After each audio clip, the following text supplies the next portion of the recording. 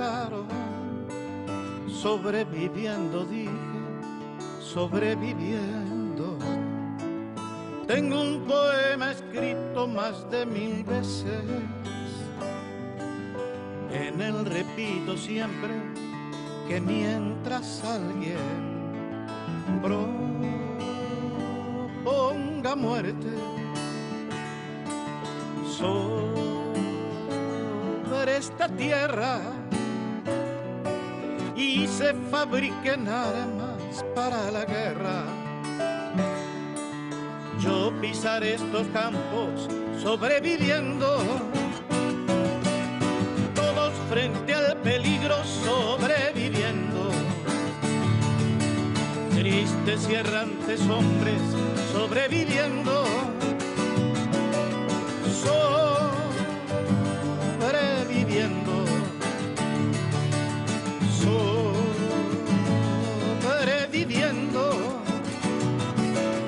sobreviviendo, sobreviviendo.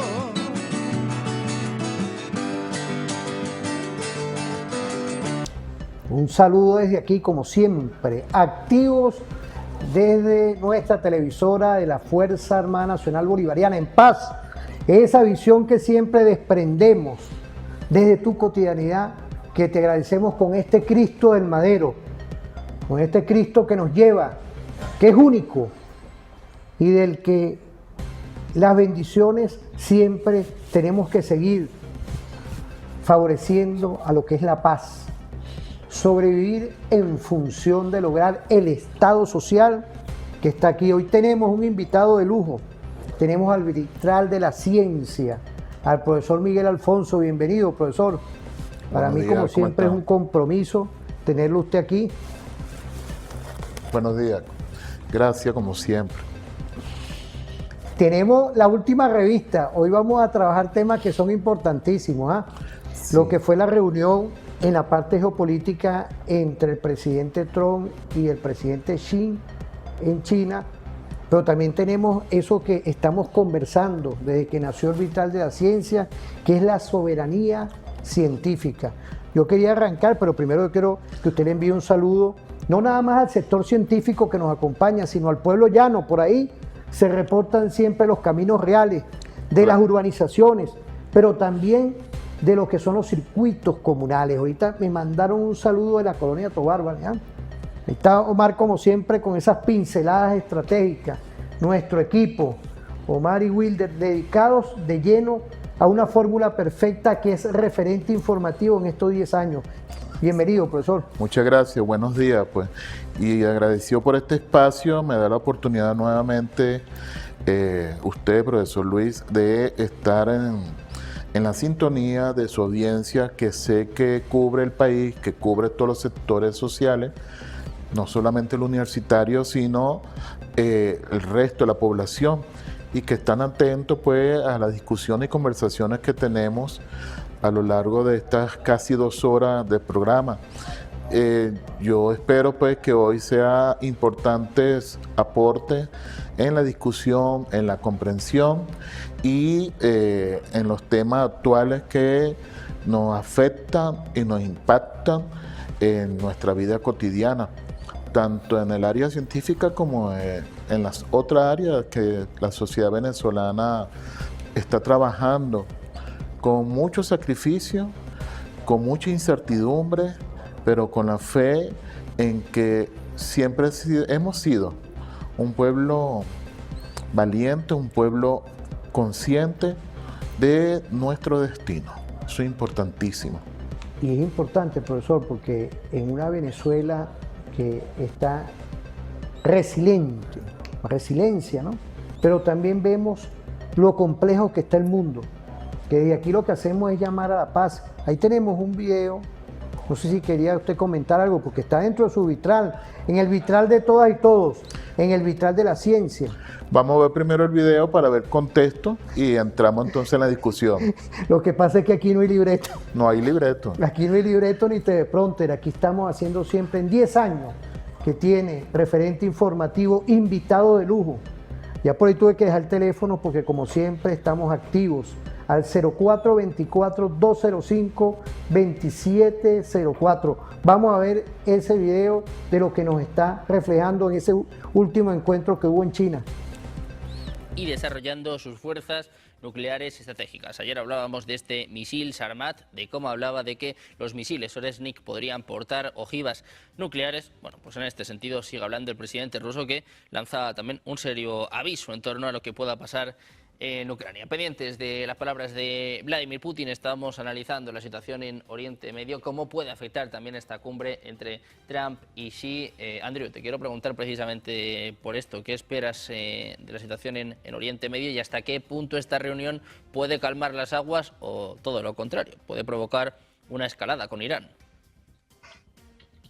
La reunión en sí de Pekín no cambia los fundamentos de lo que ha sucedido desde el 28 de febrero, en las cuales la operación Furia Épica, más o menos, a pesar de dañar instalaciones y crear muertos y degradar las fuerzas y la infraestructura de Irán, y al mismo tiempo la respuesta iraní, incluir a todas el entorno estratégico de Hormuz y del Golfo Pérsico, estamos un poco, los fundamentos siguen más o menos como estábamos a mediados de febrero de este año.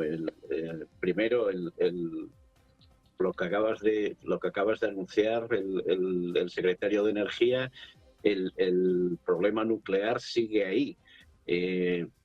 Variando el sentido de alarma, y yo creo que este mensaje está más dirigido a preparar una narrativa para quizás la operación Mazo tenga una justificación adicional a la apertura del estrecho de Hormuz.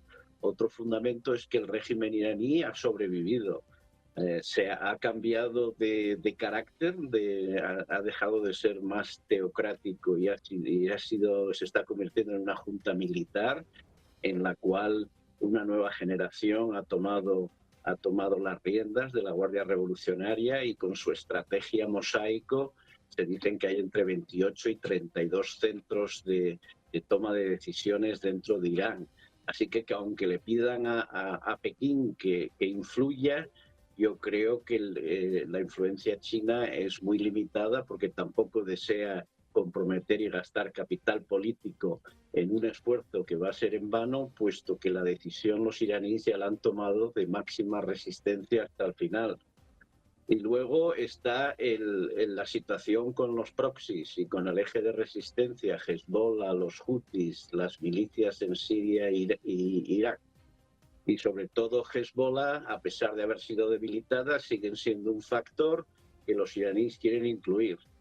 Estos fundamentos siguen igual, y además hay un añadido, que es el estrecho de Hormuz, que tiene unas implicaciones económicas y de seguridad, y que ponen a presión a ambas partes, pero principalmente ponen en jaque a la economía occidental, las economías de los países del Golfo, y sobre todo el programa económico de Estados Unidos. Los últimos datos del último mes han sido de una inflación del 3.8, lo cual quiere decir que los efectos todavía están por ver.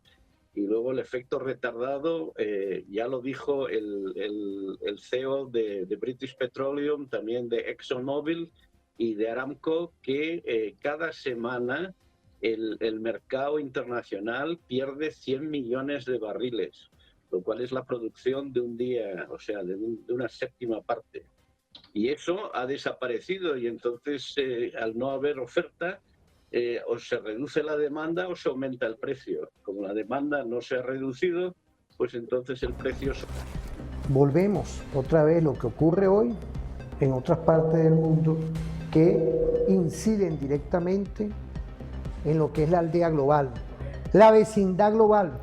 Y yo quería que el Vitral de la Ciencia, que está trabajando todos estos temas, nos dé su impresión, profesor. Sí, mire, como usted mismo lo dijo y en el video, no ha cambiado la situación. No ha cambiado Trump y su gabinete están decididos a crear más caos con base a mentiras, y no solamente en el Medio Oriente, sino en otras latitudes, donde sabe que el imperio está en una decadencia, y no solamente por las muestras y los hechos en el exterior, sino internamente. Dentro del país, en Estados Unidos, la situación no está muy calma, no, todo lo contrario, está muy tensa. La política económica y la política de migración y la violencia desatada en los últimos meses en Estados Unidos han puesto contra las cuerdas al presidente Trump. Porque sucede algo muy interesante, profesor. La realidad que manejan los dirigentes en el mundo occidental, esa narrativa no concuerda con la realidad que maneja el ciudadano de a pie. Cuando no concuerda y la brecha es muy grande, las contradicciones se intensifican y ahí puede haber subversión, rebeliones, porque la población general está viendo que unas minorías que siempre ha sido así, dominan, son los que ejecutan, organizan, planifican el Estado y sus políticas. Esa narrativa que están dando, ya se están dando cuenta que no concuerda con la realidad. Y esa ruptura o esa separación afecta todas las dimensiones del ciudadano en común. Y eso lo estamos viendo entonces en Europa, en Estados Unidos. Cada vez hay situaciones más de violencia, hay situaciones más contradictorias, hay situaciones donde el ciudadano confronta a ese poder que cada día le está dando menos respuesta a su vida diaria. Y esa situación está consciente las clases dominantes occidentales. Y se ha planteado como hipótesis pues, que una forma de evadir, de evitar, de que no se llegue al colapso de esas democracias liberales, es crear el caos, en la zona internacional, en otros países. Es decir, la guerra, profesor, es parte de mantener el status mix. Exactamente.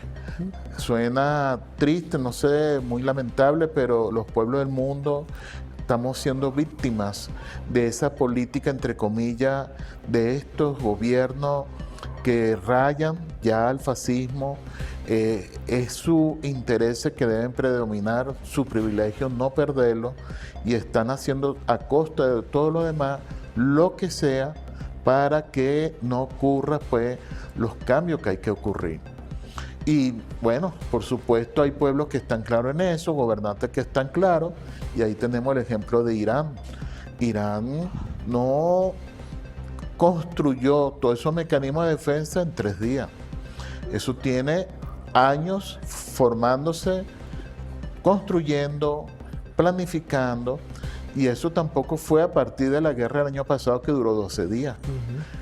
Ellos no reaccionaron como este año para ver las reacciones militares de Israel y Estados Unidos, analizar, estudiar y ver las respuestas que tuvieron esos 12 días.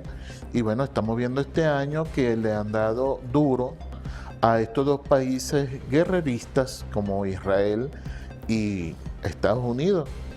Y entonces uno de los aspectos más afectados por esta guerra es el comercio internacional, que siempre hablan de petróleo, gas, etcétera, pero hay otro elemento que casi no se toca, y eso lo estuvimos planteando en la revista del mes pasado. Los fertilizantes que tienen que ver con azufre, fósforo, etcétera, elementos importantes.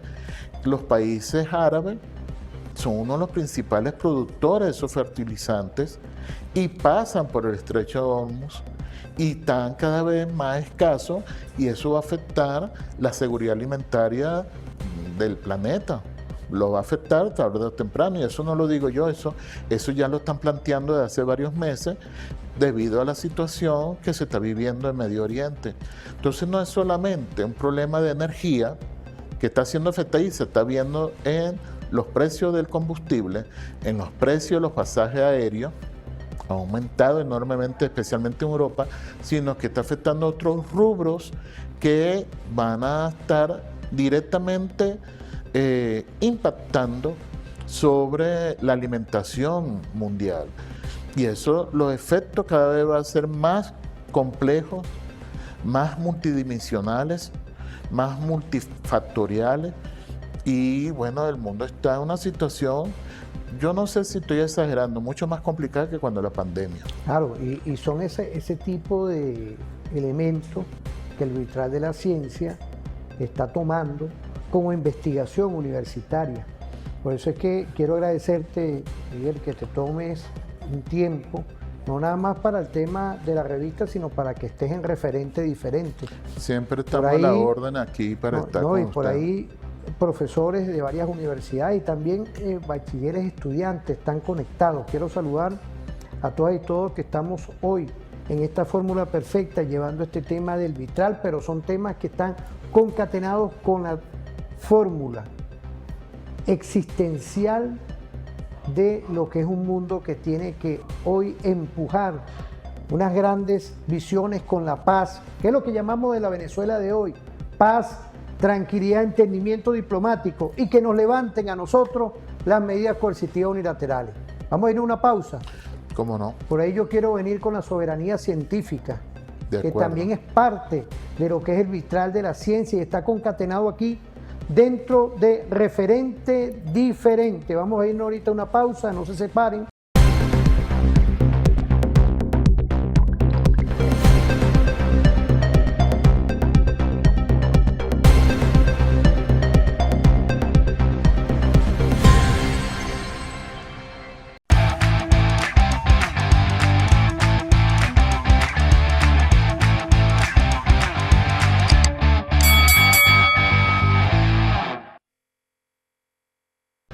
Bueno, volviendo aquí con el sargento mayor de segunda Gilmo, director. Estamos activos ya en el aire, ¿no?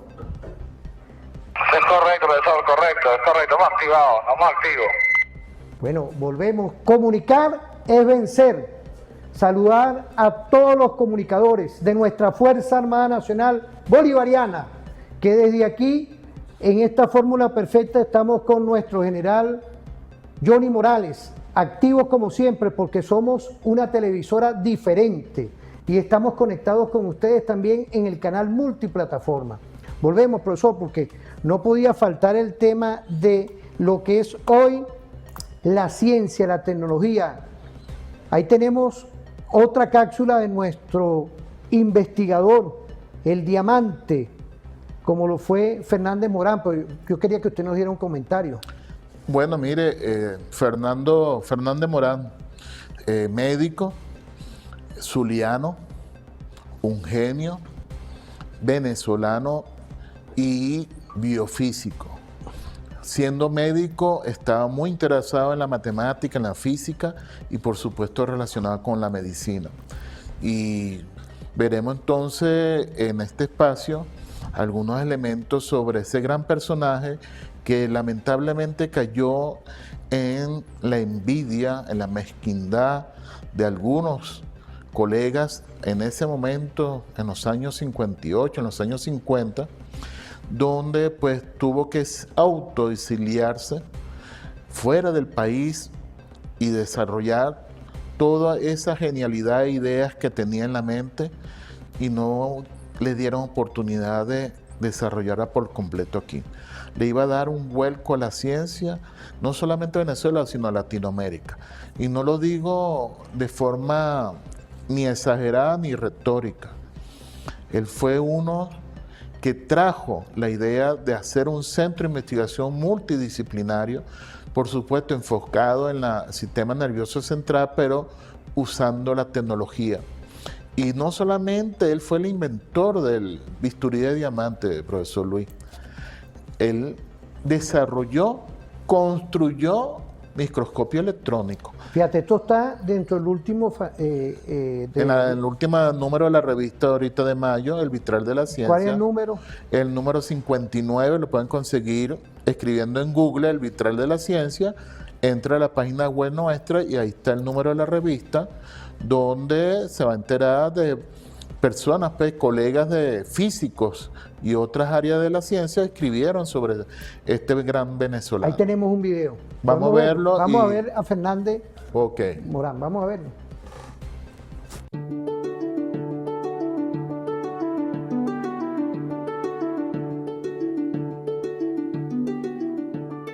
Un 18 de febrero de hace 100 años, nace el maravino que impulsaría la ciencia en Venezuela, Humberto Fernández Morán, a quien en su semblanza el investigador emérito Carlos Rivas catalogó como genio. Pero más allá de su biografía, conozcamos un poco más de cerca sus principales aportes y anécdotas. Humberto Fernández Morán inventó la cuchilla de diamante con diamantes aluvionales del estado Bolívar. Este instrumento es único y sustituyó a las cuchillas que se usaban para el momento, que eran fabricadas con vidrio. Con estas cuchillas se lograron obtener cortes del orden de las millonésimas de milímetros de espesor, tanto de muestras blandas orgánicas, muestras biológicas, como muestras cuya dureza dañaba las cuchillas de vidrio. Con estas cuchillas se lograron estudiar las rocas lunares de la misión Apolo 11 de la NASA, en la cual fue investigador principal. Este invento fue patentado por Humberto Fernández Morán y lo hizo en Suecia. Se estuvo produciendo en el IBIC hasta el año 1997 y permitió así el avance en la estructura celular. Pero no solo inventó la cuchilla de diamante, sino que también las fabricó con un método desarrollado por él, usando polvo de diamante colocado en un disco parecido al tocadiscos del siglo XX. Todo el proceso y el método para elaborar la cuchilla de diamante también fue suyo. Asimismo, inventó un ultramicrotomo de avance térmico, equipo con función parecida a una rebanadora de queso. Estas cuchillas se siguen produciendo hoy en día en empresas de equipos científicos utilizadas a nivel mundial. Fernández Morán también fabricó el bisturí con punta de diamante para cirugía de ojo, específicamente para la operación de cataratas. Hay que destacar que la cuchilla y el bisturí son dos herramientas distintas. Hay personas que las confunden con la cuchilla de diamante.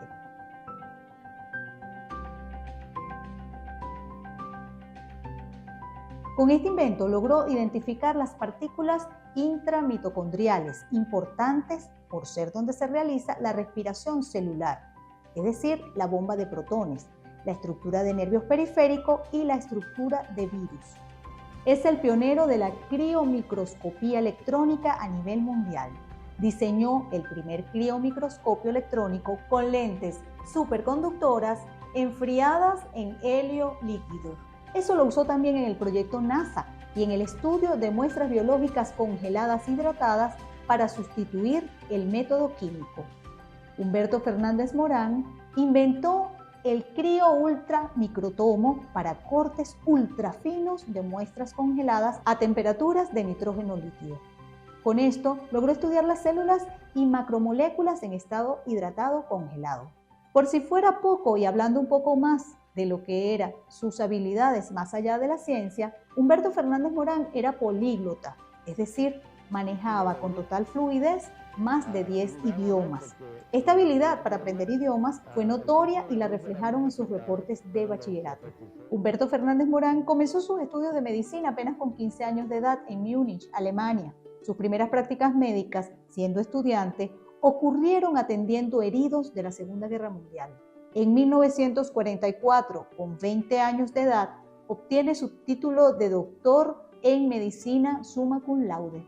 El acto de grado se realizó en el sótano de la universidad durante un fuerte bombardeo. Paralelo a sus estudios de medicina, realizó también cursos de física y matemática, factor clave que lo ayudó y lo impulsó al desarrollo de sus posteriores inventos. En un artículo escrito por Fernández Morán con relación al Acta Científica Venezolana en 1950, afirmó: todo esfuerzo invertido en la investigación del cerebro es contribución directa a la resolución del grave problema de las enfermedades mentales y el sistema nervioso. Y continúa en el mismo artículo asomando la posibilidad de asociar a futuro el sistema nervioso con la cibernética, teniendo así una visión casi profética de los avances posteriores en esta área, para entonces casi inexplorada. En el año 2002 se darían pasos en este sentido con una publicación en el Scientific American titulada Controlar robots con las mentes. La Universidad de Harvard menciona a Humberto Fernández Morán en la lista de los 100 científicos más importantes del siglo XX. Humberto Fernández Morán, obsesión por lo invisible. En el año 2011, el Instituto Venezolano de Investigaciones Científicas, IVIC, presentó la muestra La obsesión por lo invisible, en la cual se abordó el tema de la microscopía y se reafirmó a Humberto Fernández Morán como el mayor microscopista en la historia del país de referencia mundial. No hay derecho a negarle a las nuevas generaciones de venezolanos la incursión en este campo de la ciencia y tecnología. Hay soberanía científica hoy, hay una historia a lo venezolano. Bueno, aquí está el vitral de la ciencia. ¿Qué podemos decir, apreciado profesor? Bueno, yo me alegro muchísimo que el Ministerio de Ciencia y Tecnología haya sacado hace ya varios años la figura de Humberto Fernández Morán, porque estaba vetado en la Cuarta República, y no estoy hablando de la década de los 50, sino después. Es un hombre que a medida que va uno leyendo los archivos originales de él, y eso lo está en posesión de la comisión presidencial que se encargó de sacarlo a flote, pues, todos sus logros, fue de verdad, por una parte, muy satisfactorio conocer y ser parte de este país, este científico, pero triste también porque, lo vuelvo a decir como lo dije hace rato, fue vetado y se tuvo que ir del país. Mire, yo le puedo decir lo siguiente, por lo que he leído y conversado con colegas físicos que conocieron a este profesor. Humberto no solamente creía en la ciencia, profesor, sino que creía que el país, Venezuela, podía ser una potencia, de acuerdo a sus realidades, en la región latinoamericana. Y esa idea la trajo y la hizo real, donde convenció pues a los políticos en ese momento a crear el instituto, que en ese momento se llamaba INNI, y trajo premios Nobel para los estudiantes de posgrado. Aquí los estudiantes de posgrado en esa área de la ciencia tuvieron el lujo de escuchar conferencias de premios Nobel. Él trajo al que inventó el microscopio electrónico. Y no solamente lo trajo, sino trabajaron juntos en investigaciones.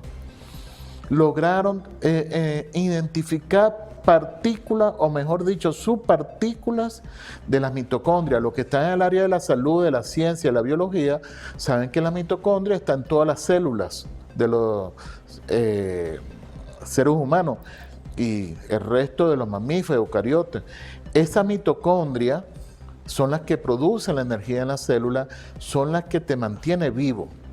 Él logró identificar a través del microscopio electrónico una subpartícula que después, años después, le dieron el premio Nobel porque estos investigadores se encargaron de averiguar qué hacía esas subpartículas.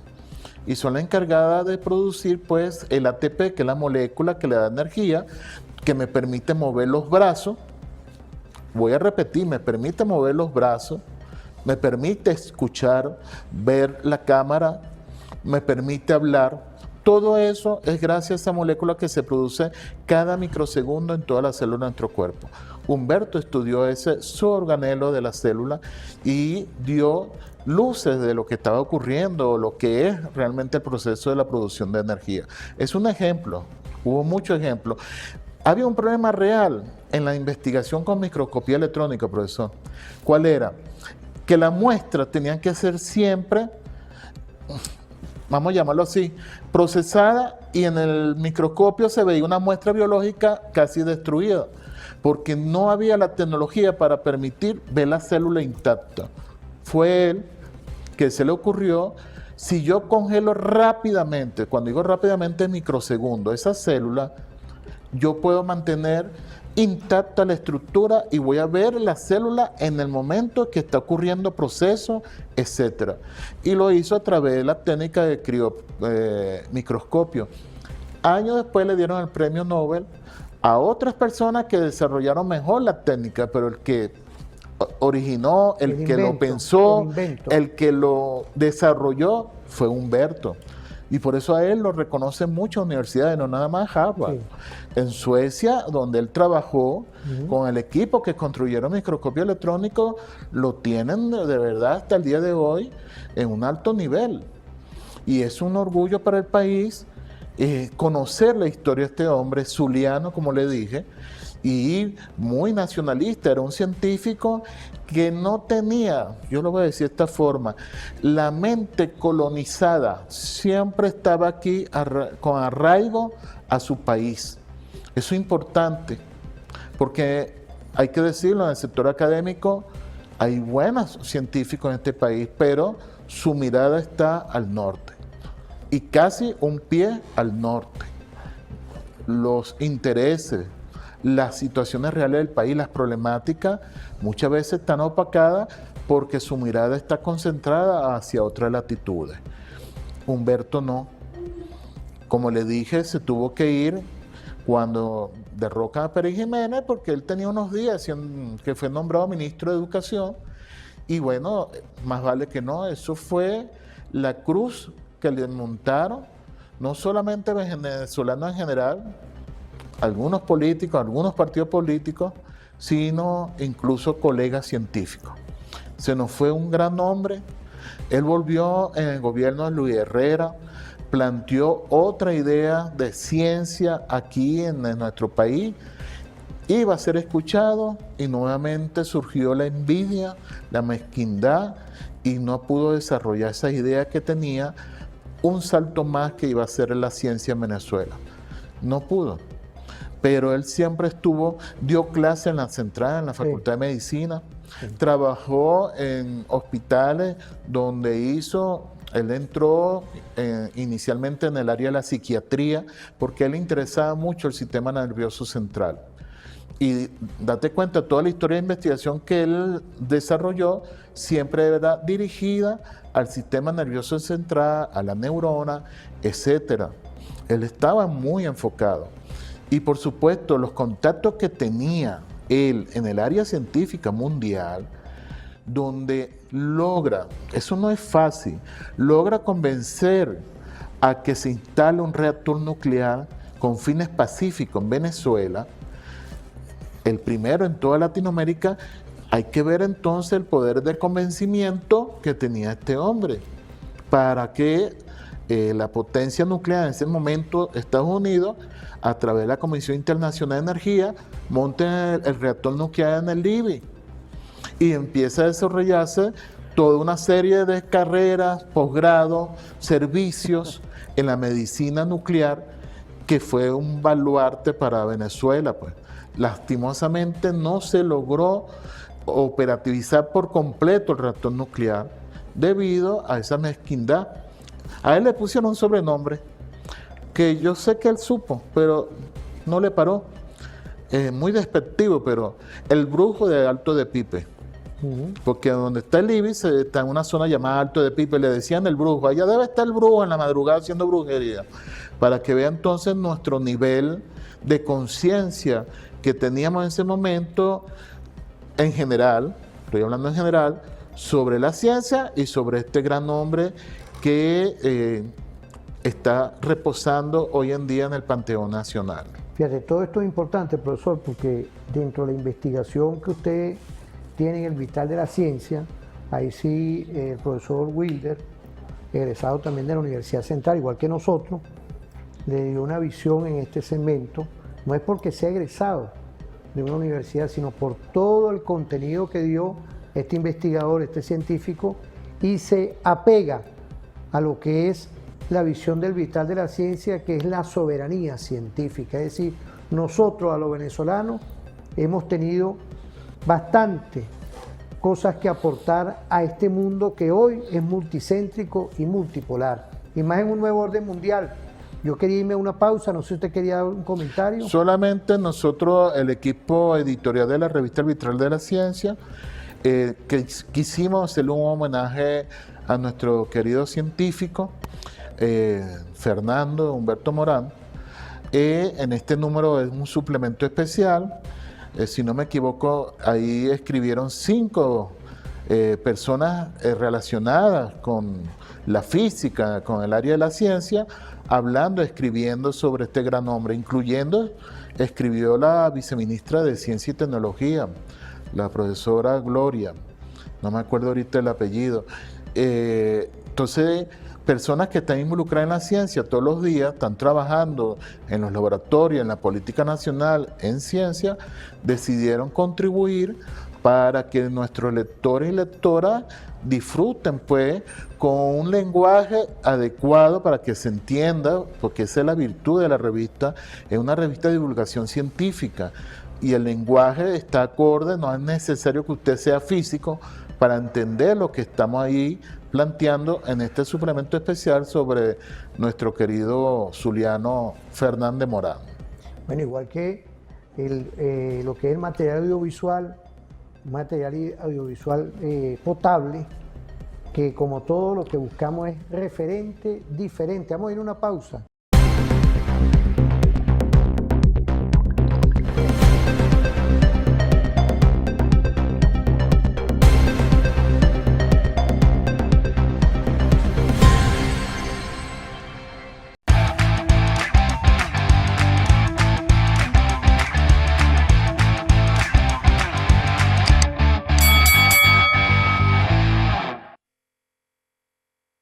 Estamos en maniobra otra vez, estamos volviendo con el sargento mayor de segunda, nuestro director Gilmo, informe. Es correcto, profesor, es correcto, estamos activos, estamos en vivo. Bueno, Excelente. comunicar es vencer y continuamos desde la televisora de la Fuerza Armada Nacional Bolivariana con el Vitral de la Ciencia. Profesor, volvimos otra vez. ¿Ah? Y aquí estamos de nuevo. Estamos aquí en las rutas de la patria con la ciencia, la tecnología y el Vitral de la Ciencia. China, quedamos en ese esquema. Ahí tenemos un video, pero yo quería que usted nos diera un comentario porque también es parte de lo que hoy está publicado en ese Vitral perfecto. China, el país milenario. Muchas cosas se puede decir, pero como yo sé que esto es rápido, antes de llegar al video, lo que les puedo decir es que China, lo que ha llegado hoy en día, su población, su tecnología, no viene del Espíritu Santo, no viene de la nube, eso viene de esfuerzo, planificación, estudios, formación, no solamente inversión de dinero, sino en la gente, para ser hoy una potencia tecnológica y científica. Y después del video, pues quiero entrar en detalles de esa pequeña historia. Yo no soy historiador, pero uno leyendo, investigando, encuentra grandes verdades. Pero le adelanto que China hace 50 años no era la China de hoy. Hace 50 años, más o menos, China sufrió hambruna. Desde el año 58 hasta el año 61, 3 años de hambruna. Según la Real Academia de China, y eso se puede investigar en el internet, China sufrió entre 30 a 100 millones de muertos por hambre. Lo voy a repetir, entre 30 a 100 millones de personas murieron por hambre en China en esos 3 años de la crisis tan grave que vivieron. Y a partir de esa desgracia que hubo viraje en la política del Partido Comunista. Y ese viraje, una de las aristas que tocaron era necesario desarrollar la ciencia y la tecnología en China para poder salir de esa situación. Y se tomó esa decisión y no fue de un día para el otro que se solucionó. Le estoy hablando 50 años. Es decir, ese chamo que nació en ese momento en la hambruna, hoy en día ya tiene más de 50 años y están viendo los frutos después de 50 años de esfuerzo. Yo creo que en el video tocaremos eso, que lo tocarán, no sé, como usted dice, aquí no hay libreto, y bueno, dependiendo de lo que sea en el video, vamos a extender mucho más ese tema. Nos habla un poco de lo que desarrolla hoy China, Okay. de los últimos acontecimientos que se acopla a lo que escriben hoy los investigadores, e igual que usted, dentro del vitral de la ciencia. Vamos a ver ese video. Vamos a ver. ¿Cómo no? En los últimos años, China ha incrementado de forma sostenida su inversión en ciencia y tecnología. Este impulso se ha traducido en avances concretos en áreas como inteligencia artificial, telecomunicaciones, biotecnología y exploración espacial. Profundicemos en este tema. Te invito a que nos acompañes a la conversación habitual de cada capítulo con Carla Morales Vallejos del Instituto Confucio Santo Tomás. Hola Carla, bienvenida. Hola, muchísimas gracias Rafael, ¿qué tal? Bien por acá preguntándonos qué pasa más allá de estos avances. Por ejemplo, ¿cómo se conecta este desarrollo con su proyección a nivel internacional? Bueno, en el caso de China, este desarrollo también permite mostrar avances concretos en distintas áreas tecnológicas, junto con la capacidad de sostener estos proyectos en el tiempo. Esto no solo tiene un impacto interno, mejorando distintos ámbitos para sus ciudadanos, sino que también facilita la cooperación con otros países, el intercambio de conocimientos y la participación en proyectos internacionales que abren espacios de colaboración y contribuye a fortalecer estos vínculos. Carla, y cuando hablamos de ciencia en este contexto, ¿de qué tipo de avances estamos hablando concretamente? Mira, podemos hablar de avances bastante específicos de múltiples áreas. Por ejemplo, en telecomunicaciones, China ha desarrollado redes 5G a gran escala que hoy permiten mayor velocidad de conexión y nuevas aplicaciones en ciudades inteligentes. Además, el país ya se encuentra desarrollando tecnología 6G. Incluso realizaron el lanzamiento de un satélite experimental para probar este tipo de conectividad. En tecnología, también ha avanzado en robótica industrial y automatización, que se utiliza en fábricas y procesos productivos. En el ámbito de la inteligencia artificial, se están desarrollando sistemas de reconocimiento facial, análisis de datos y aplicaciones en transporte y salud. Es decir, no es solo investigación teórica, sino tecnología que ya está siendo aplicada. ¿Y qué ocurre en áreas como, por ejemplo, la astronomía o la biología? Aquí también hay avances concretos. En astronomía, por ejemplo, China cuenta con el radiotelescopio FAST, uno de los más grandes del mundo, que permite estudiar fenómenos como pulsares o señales del universo profundo. También, en áreas vinculadas a la física y la ingeniería, se ha avanzado en el desarrollo de nuevos materiales y en sistemas de alta precisión que se utilizan tanto en investigación como en tecnología aplicada. Esto muestra que el desarrollo científico no se concentra en un solo ámbito, sino que abarca distintas disciplinas que se van complementando. Carla, y en este contexto, ¿qué está pasando hoy, por ejemplo, con el desarrollo de la robótica? ¿En qué nivel se encuentra? La robótica es otra área con avances concretos y es muy interesante. China es hoy uno de los mayores usuarios de robots industriales del mundo, concentrando cerca de la mitad de las nuevas instalaciones cada año, especialmente en industrias como la automotriz y la electrónica. Además, se ha expandido hacia la robótica de servicio con robots en logística, atención y algunos entornos hospitalarios. También se ha avanzado en robots humanoides, diseñados para tareas más complejas que requieren interacción o movilidad similar al de las personas. ¿Cuál es el impacto de este desarrollo, Carla, en la vida cotidiana, por ejemplo? Mira, por ejemplo, los avances en telecomunicaciones permiten mejores servicios digitales, pagos móviles y conectividad. En tecnología, la producción de distintos dispositivos electrónicos como celulares o computadores ha mejorado en capacidad y velocidad. Me estaba preguntando, Carla, ¿cómo va esto de la mano de la relación con Chile? Más de 55 años, ¿cierto?, de relaciones diplomáticas, décadas previas también de amistad. ¿Hay vínculos en esta área? Por supuesto, se han impulsado iniciativas de observación en el norte del país, observación astronómica, junto con acuerdos entre universidades y centros de investigación. En este sentido, Chile aporta condiciones naturales privilegiadas, lo que genera una colaboración complementaria.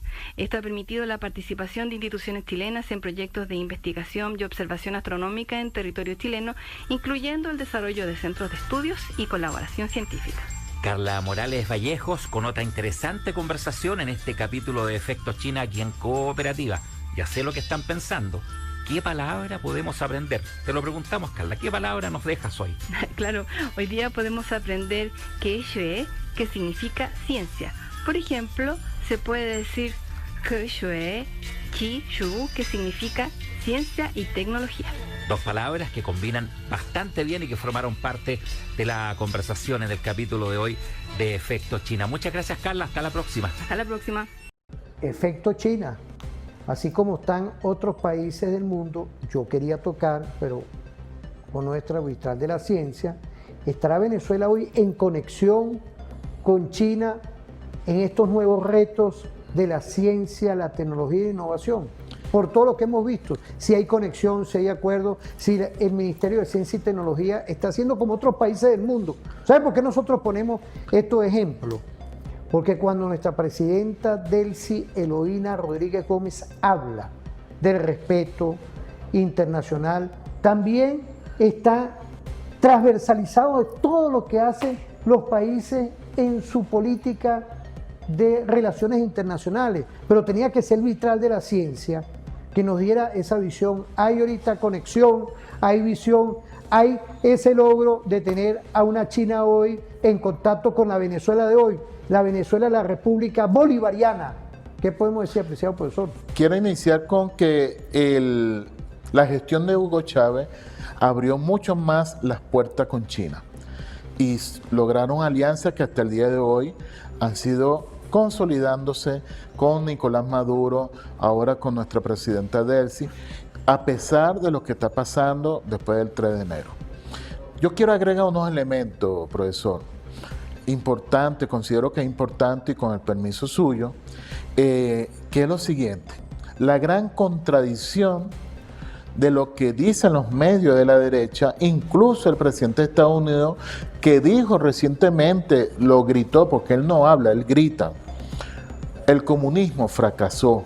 Y ponen ejemplo Cuba, por supuesto, Venezuela, fracasó, no da respuesta a la sociedad. Y fue a China a pedir cacao, con todo ese grupo de empresarios, 17 empresarios multimillonarios, a pedir cacao. Y aquí en este video que vimos de 4 minutos más o menos, estamos viendo una lista de logros que tiene China, ¿ok? Y es impresionante, es impresionante. Hoy en día se gradúan 3,5 millones de ingenieros de diferentes áreas todos los años. Voy a repetir, mire, 3,5 millones de personas, China por supuesto, y hay estudiantes internacionales, se gradúan de ingenieros de diferentes áreas, no solamente en robótica, tecnología, en todas las áreas. Hay una ciudad, Shenzhen, que es la tercera ciudad más grande de China. Ahí están las grandes empresas tecnológicas. Las grandes empresas tecnológicas. Hay 11 universidades públicas. Y ustedes saben qué pide, profesor, como primera opción para estudiar en esa ciudad los estudiantes de bachillerato. Los chinos, los muchachos, los adolescentes, 4º, 5º año, piden como primera opción química. Química. ¿Ven?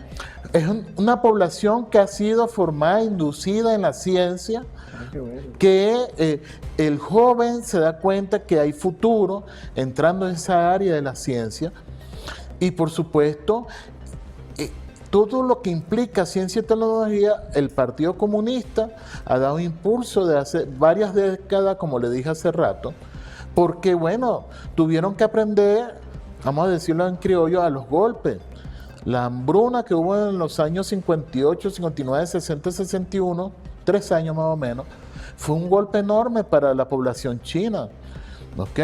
Y repito, lo pueden investigar en internet, la Real Academia de Ciencias de China reconoce oficialmente que la cantidad de muertos que hubo en ese periodo oscila entre 33 millones a casi 100 millones de personas que murieron por hambre.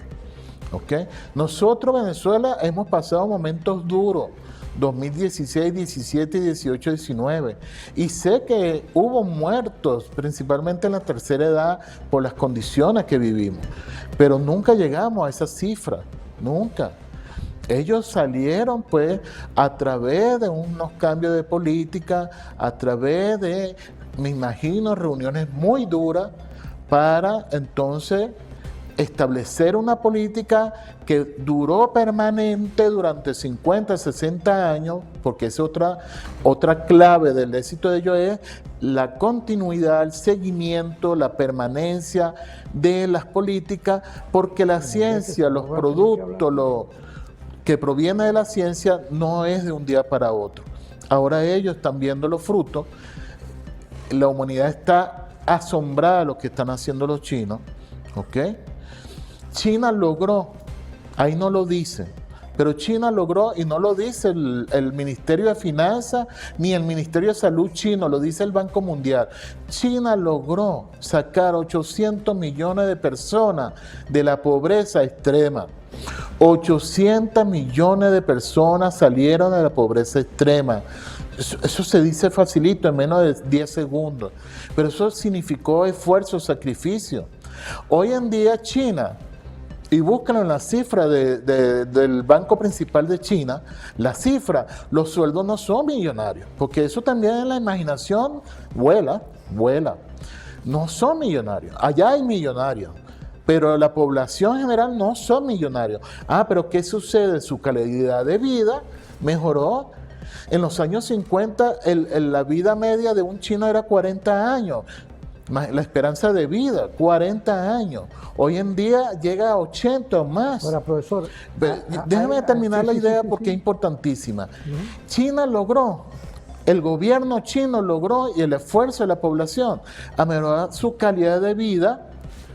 Hoy en día, gente que llega y le están cubriendo las necesidades de techo propio, educación, salud, transporte. Esos trenes de alta velocidad lo usa el campesino, y eso está en los documentales, para llevar su carga agrícola a las grandes ciudades. El partido está trabajando para el pueblo. El pueblo no es totalmente, ¿cuál es la palabra? Millonario, como le dije, no. Pero ven que hay futuro, especialmente en su generación de relevo.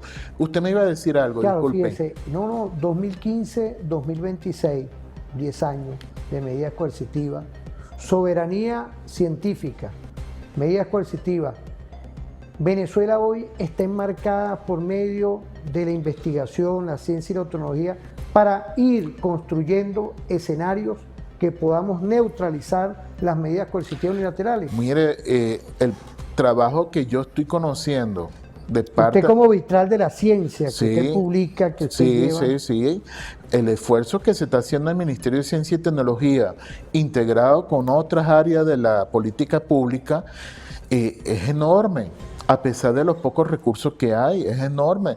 Está tocando diferentes frentes. Uno de los principales que se le ha dado mucha publicidad, y es real, está en todo el país, es el semillero científico. Estamos formando nuestros chamos en el área de la ciencia, desde chamo. Mire, profesor, yo soy biólogo celular, porque en la Cuarta República, en el liceo donde yo estudié, Andrés Eloy Blanco, allá en Propatria, en Catia, hubo una jornada que me invitó el liceo allá en Maracay del Festival Juvenil de la Ciencia, y estuve 5 días con investigadores venezolanos oyendo conferencias. 3er año del liceo estaba yo, y ahí entró el gusanillo de la ciencia. Y bueno, cuando llegué a 5º año decidí optar por biología.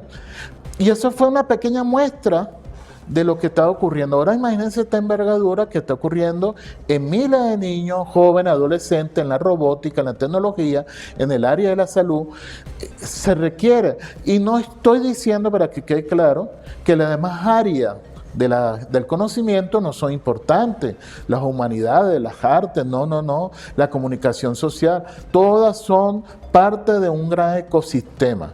Pero aquí hacía falta reforzar el área de la ciencia. Somos un país petrolero, compañero. Hay un tema que nos llegan ahorita con los mensajes, el tema de la ciencia dura, cómo transversalizar esa visión para que nuestra juventud se involucre y empiece ese camino de formación. Bueno, porque eso es a nivel, ahorita me hablan docentes felicitando el programa, igualmente posibles y exitosos, como yo digo, que se emprendan en esa visión de estudio de profundidad, pero esto es a nivel global. Esta política tiene que ser permanente. Sí. La ministra, que la quiero mucho, la aprecio, la admiro por su trabajo, es así, tal vez llega un momento que tiene que cambiarla, pasar a otras áreas, las necesidades del país, pero la política que se está desarrollando debe permanecer. Eso lo decía Hugo Chávez, eso eran errores, o son errores que ocurren en la administración. Pero fíjese, pero estamos hablando de las universidades. El rol que tiene que tomar las universidades tanto autónomas como las universidades de nuevo tipo, que son las nuestras. Quiero saludar a todas las universidades politécnicas territoriales que tienen hoy un marco estratégico más que las autónomas. Yo me egresé de la Universidad Central, pero hay al que no vea eso, pues, que tener dos ojitos, claridad mediana de lo que están haciendo nuestras universidades politécnicas territoriales, que Hugo Chávez las recibió como tecnológico y como instituto universitario y se han transformado y están hoy emancipados. Es esa visión hoy de ir hacia nuestra nueva visión de las universidades politécnicas. Las politécnicas, las experimentales, las tradicionales, todas.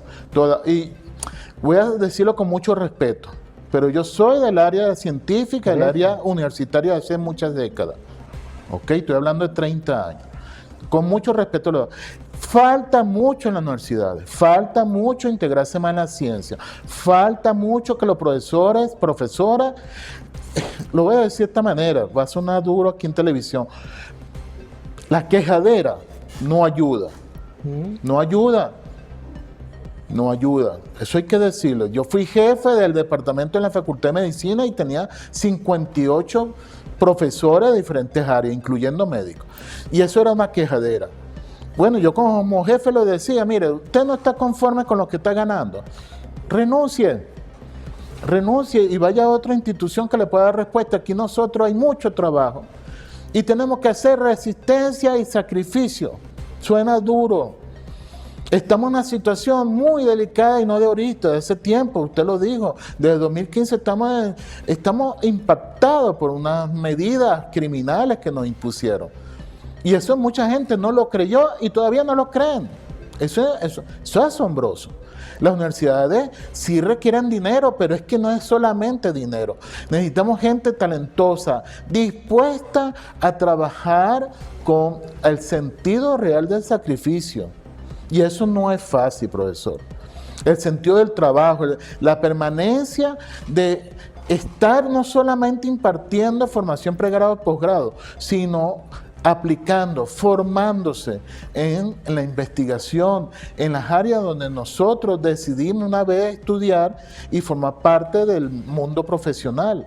Las universidades sí le falta y mucho. Y la única forma de salir, o una de las formas de salir de nuestra situación, es a través del conocimiento, la formación y resistencia. Es decir, soberanía científica se puede hacer. Se puede hacer con la voluntad del sector científico, del sector académico.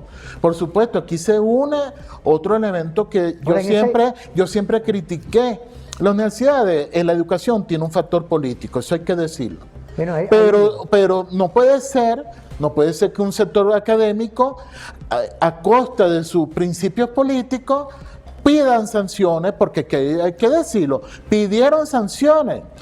En el Consejo Universitario de la rectora Arocha, que no me acuerdo ahorita el nombre, Cecilia, pidieron sanciones públicamente, pidieron que hubiese aquí una situación de crisis por una potencia extranjera. Y ahora se están quejando que los sueldos están bajos, eso hay que decirlo. Eso es consecuencia, esos bajos sueldos, de esa medida que se le pidió. Y sectores académicos lo pidieron por escrito, por micrófono.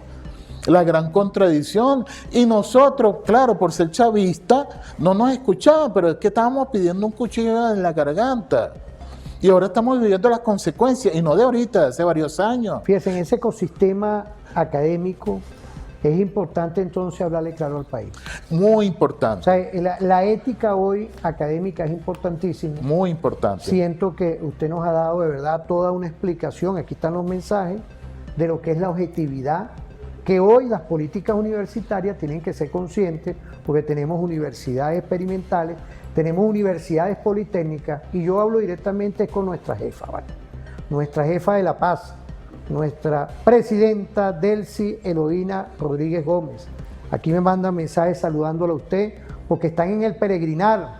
Ahí está nuestro capitán Diosdado Cabello Rondón, de por allá en Maracaibo. Aquí estamos en vivo, saludándome las universidades politécnicas, pues, que hoy están acompañando claramente este peregrinar porque nos levanten las medidas coercitivas unilaterales.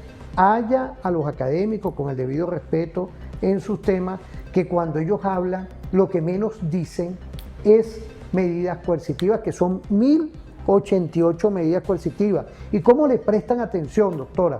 Yo creo que ahí es donde va un poco la visión de que el sistema universitario, el ecosistema es para todos, no para una.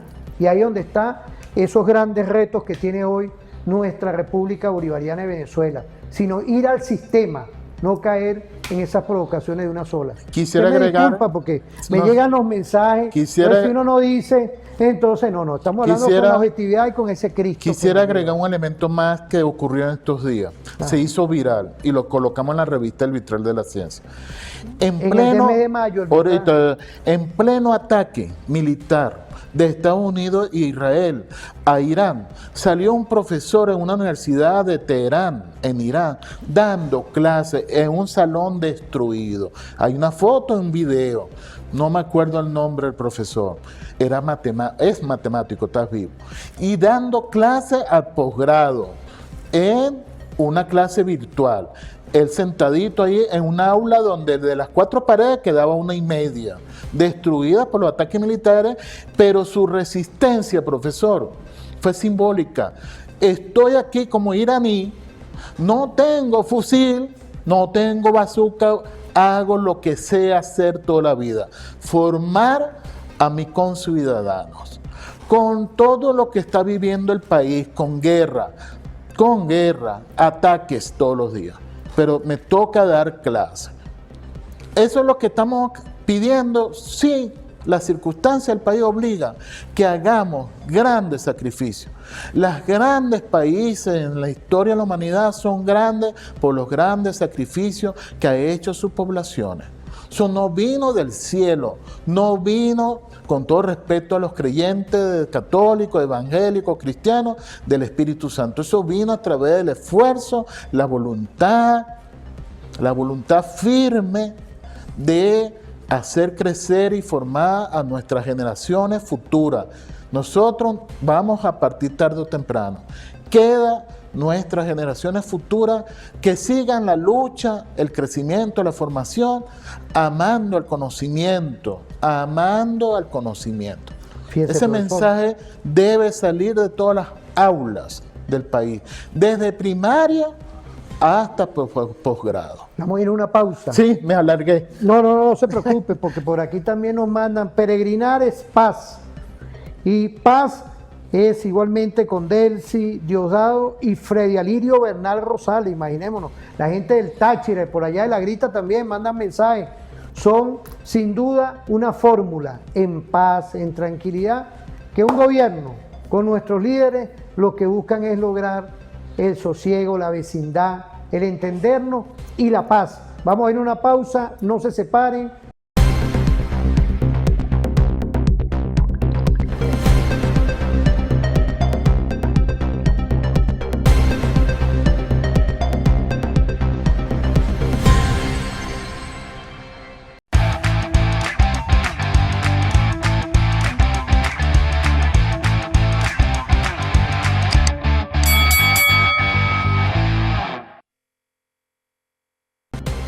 Bueno, creo que ya estamos volviendo otra vez activo nuevamente, ¿no? Nuestro señor director, sargento mayor de Segunda Gilmo. Correcto, profesor, eso es correcto, estamos activos.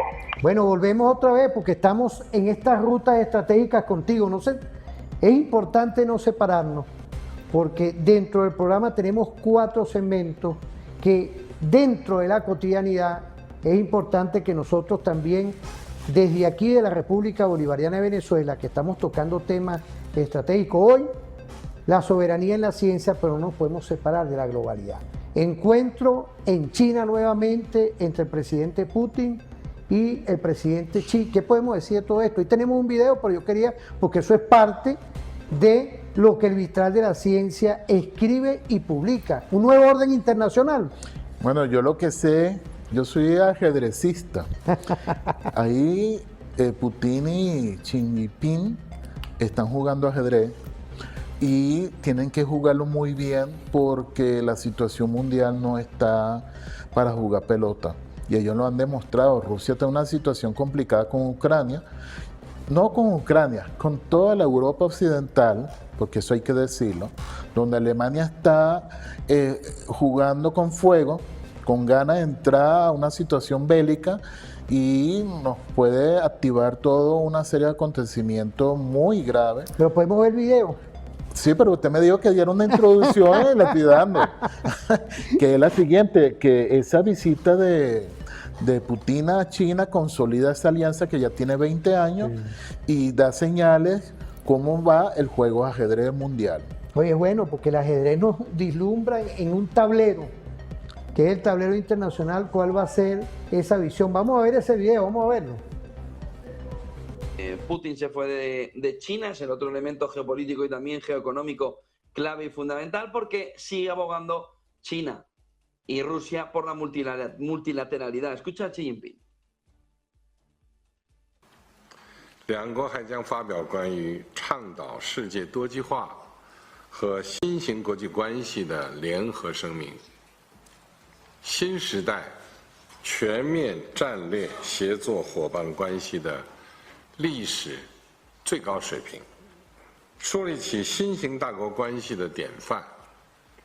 今年也是中俄睦邻友好合作条约签署25周年。多年来，两国始终恪守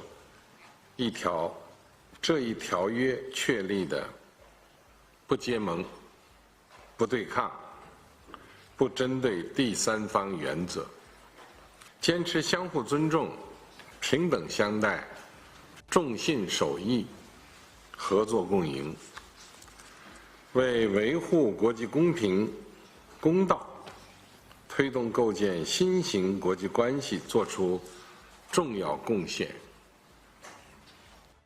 Mientras Putin lo que ha dicho es que China y Rusia, como les estaba contando, cooperan cada vez más cerca alrededor de las cuestiones energéticas. Escuchen a Putin. Отмечу, что Россия и Китай активно сотрудничают в области энергетики. Наша страна является одним из крупнейших экспортеров КНР нефти, природного газа, включая сжиженный, и угля. Мы, конечно, готовы и далее надежно обеспечивать бесперебойные поставки всех этих видов топлива на быстро растущий китайский рынок.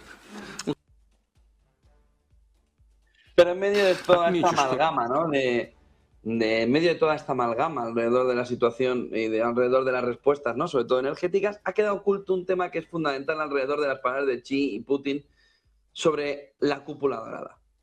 Lo que hicieron ayer China y Rusia es desafiar a Estados Unidos y Occidente, pero de una manera directa. Trump lo puede entender como quiera, pero, bueno, y von der Leyen, que no se habrán enterado, pero lo que hizo ayer China y Rusia es poner encima de la mesa el punto de no retorno en las relaciones bilaterales o en las relaciones entre ambos bloques. Y lo que busca China y Rusia, y ya lo hablaron de una manera muy clara en la jornada de ayer, es la consolidación de un frente común frente a la inestabilidad geopolítica global y sobre todo a la hegemonía de Occidente. Vamos, que lo que no quieren es ni una generación más con una hegemonía de Occidente que busque sobre todo el intentar acabar con el otro mundo, que por población ya se pueden imaginar cómo está. Pero la cúpula dorada ha sido el elemento clave fundamental alrededor de donde la estabilidad estratégica y la unión diplomática y militar china y rusa pueden ir a más. Ya han advertido Xi y Putin que el escudo tecnológico estadounidense, el de la cúpula dorada, amenaza el equilibrio de poder global. A partir de ahí, lo que plantearon es, habrá una carrera armamentística, espacial y terrestre sin precedentes. Cree que esas maniobras de Estados Unidos y los aliados, señalando a la cúpula dorada, diciendo que es defensiva, lo que es una herramienta de dominación tecnológica para tener el mundo con un anillo único, con una herramienta que permita el control total desde el espacio. Y cree que llevaremos la guerra directamente al espacio en este escenario. Yo les digo que queda un poco, o parecía Occidente que quería dejarlo un poco colateral. Yo creo que hay que ponerlo en la primera línea.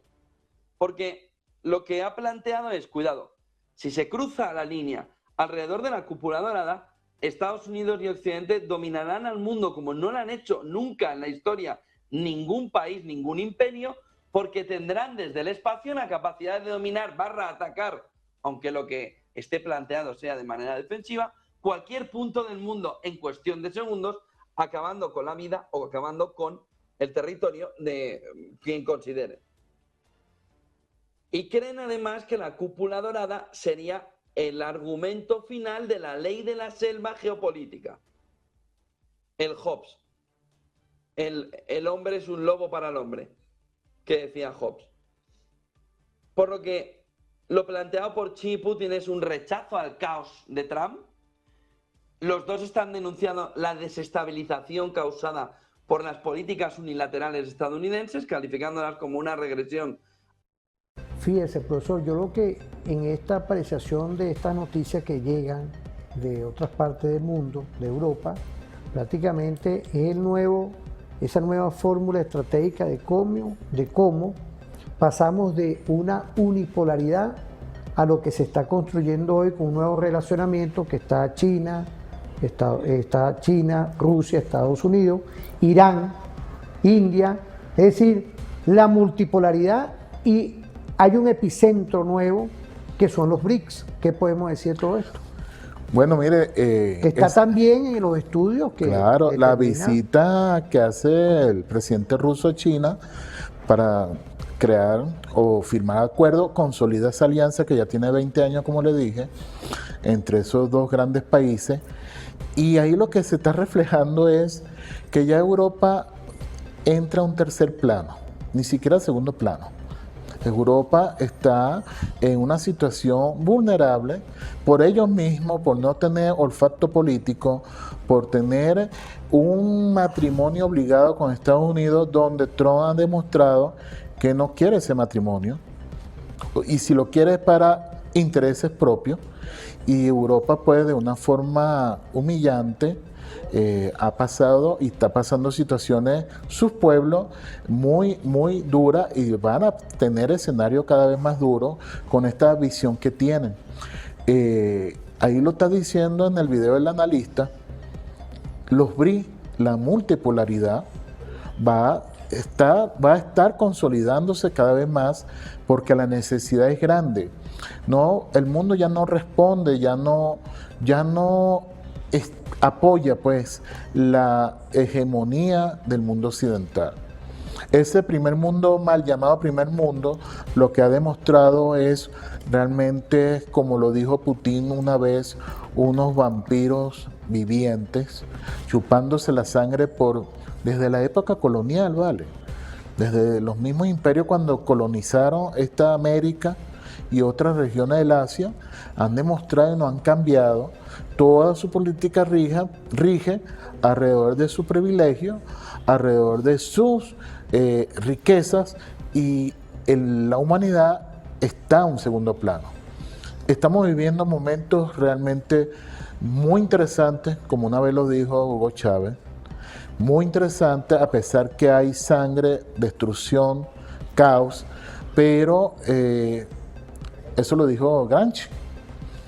Está muriendo una visión, está muriendo un mundo y está naciendo otro, y eso implica cambios y confrontaciones que esperemos que no lleguemos a la confrontación nuclear. La transición ahorita, ese modelo gramsciano de transición, se refleja hoy en el modelo multipolar. Claro, claro. Las potencias se están acomodando. Ya Estados Unidos, como le dije, no da respuesta. El capitalismo no está dando respuesta.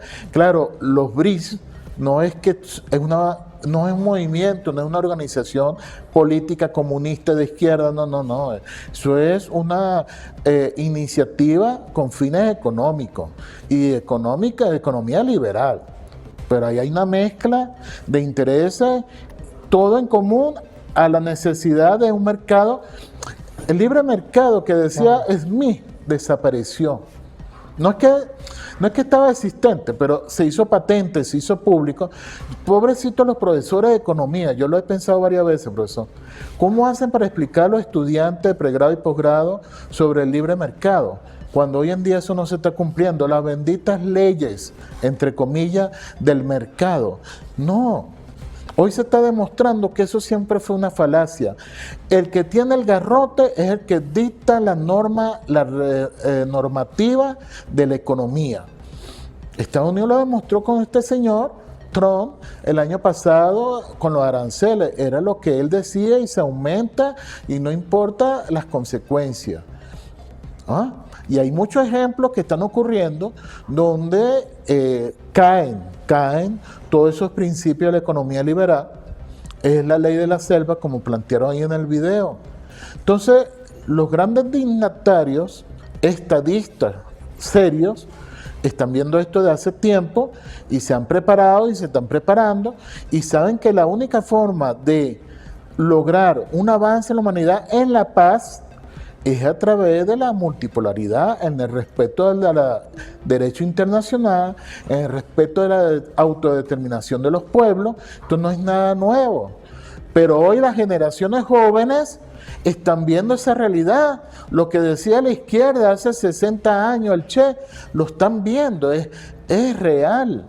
El capitalismo no está dando respuesta.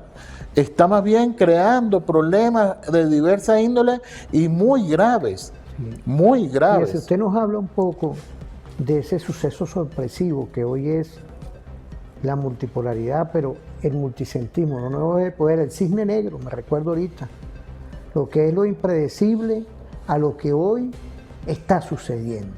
Esa filosofía estratégica que los estudiosos de la seguridad estratégica de los estados tenemos que ser irruptivos, porque esta perspectiva se veía venir y hoy está surgiendo y es, a mi criterio, esa gran contención que existe hoy del modelo kranziano, que sí está muriendo la unipolaridad, a mi criterio, y están haciendo el nuevo orden internacional, profesor. Sí, están haciendo. Y mire, hay un detalle que muy poco se ha tocado y tiene que ver con la visión de estos dignatarios. China, que ya le nombré lo que pasó, la hambruna, etcétera, no lo voy a repetir, hizo algo que no hizo las grandes potencias occidentales. Invertir las enormes ganancias en su economía para el pueblo. No invirtieron, no dominaron, no conquistaron, no hicieron guerra con otros países por más de 50 años. Todo lo que venía de ganancia era invertido a lo largo de estos años en la población china. Y hoy en día está disfrutando de toda una tecnología, todo lo que hemos visto, y los televidentes lo saben, pues lo han visto en documentales, en videos, no es falso. Ese país comunista invirtió en la gente. No estuvo ni está pendiente de guerras, de romper el derecho internacional, que siempre se le ha acusado, pero hoy en día está dando respuesta a lo que es la realidad, pues. China es potencia porque tiene una visión diferente, colectiva,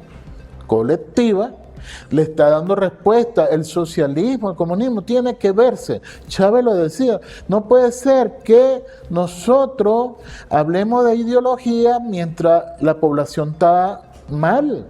Tenemos que primero lograr los frutos de la economía, el bienestar, mejorar la calidad de vida de la población para poder hablar y convencer de la ideología. Bueno, China lo ha hecho. Y nuestros países que han decidido ser soberanos han sido sometidos a sanciones. Cuba, Nicaragua, la misma China y Rusia. Y eso, claro, frena el progreso, frena la idea para el bienestar de la población, y entonces se culpa que es por la izquierda. Entonces, repito, hoy día estamos viendo por televisión en vivo las grandes contradicciones que ha tenido la humanidad en el siglo XX y en el siglo XXI. y esas contradicciones están floreciendo cada vez más y espero que no, pero cada vez vamos a tener escenarios mucho más intensos, violentos, porque las grandes potencias, en este caso occidentales, no van a aceptar ese futuro que se está viendo ya. Yo lo dije cuando yo fui candidato a rector de la UCB, allá hace 3 años, yo lo dije, Maduro va a ganar en las elecciones presidenciales y Estados Unidos no va a aguantar 6 años más de gobierno chavista. Va a hacer lo que sea, pero no va a aguantar 6 años más. Mire lo que pasó o lo que está pasando por acciones del imperio que no acepta la autodeterminación de los pueblos y mucho menos lo de la región latinoamericana y del Caribe. Fíjate, dejando las religiones, dejando atrás también lo que son las ideologías, porque es importante hoy en este encuentro que tenemos fabuloso con todos los sectores en Unidad Nacional, el Vitral de la Ciencia, que está haciendo un trabajo impecable, y ver todos estos temas contradictorios que hay, como usted nos lo está diciendo, a nivel mundial, nuevo orden internacional, salir de una unipolaridad que se resiste, y vemos que desde aquí rechazamos totalmente cualquier escalada de guerra, porque implosiona los derechos humanos, implosiona los derechos de los pueblos, y es la autodeterminación más bien que pedimos de aquí y que nos levanten en Unidad Nacional las medidas coercitivas unilaterales. Nos quedan unos minuticos para que usted despida el programa, profesor. Bueno, muchas gracias, profesor, nuevamente, y al equipo de la televisora por su trabajo, su permanencia, su... resiliencia, podemos decir. Sí, claro. Pues todos somos resilientes, sí, aquí. Agradecemos pues estos espacios que uno puede compartir, exponer su idea de forma humilde, no es que uno tiene la razón en todo, pero cuando nos basamos en investigaciones, análisis, objetividad y por supuesto hay subjetividad, somos seres humanos, entra en el debate otra arista de los temas que nos están impactando hoy en día en la sociedad, y este programa está ayudando a que ese debate se dé de una forma sistemática, de una forma clara, y ayudando pues a la comprensión de la visión y de los hechos que están ocurriendo en nuestro país y en el mundo. Entonces yo le agradezco mucho esas invitaciones que hemos tenido, y en nombre del equipo editorial de la revista le damos las gracias. Bueno, gracias también al Vitral, porque si el Vitral no escribe, aquí ya estamos activos. Aquí tenemos, mira, al sargento mayor de segunda Gilmo. Nos estamos despidiendo, deme la orden, por favor. Eso es correcto, profesor, eso es correcto. Cuando usted lo desee, despide el excelente programa. Comunicar es vencer. Estamos despidiendo el programa por el día de hoy desde la televisora de la Fuerza Armada Nacional Bolivariana con nuestro general Johnny Morales y todo este equipo perfecto. Espero que pasen un feliz día y nos vemos en otra oportunidad.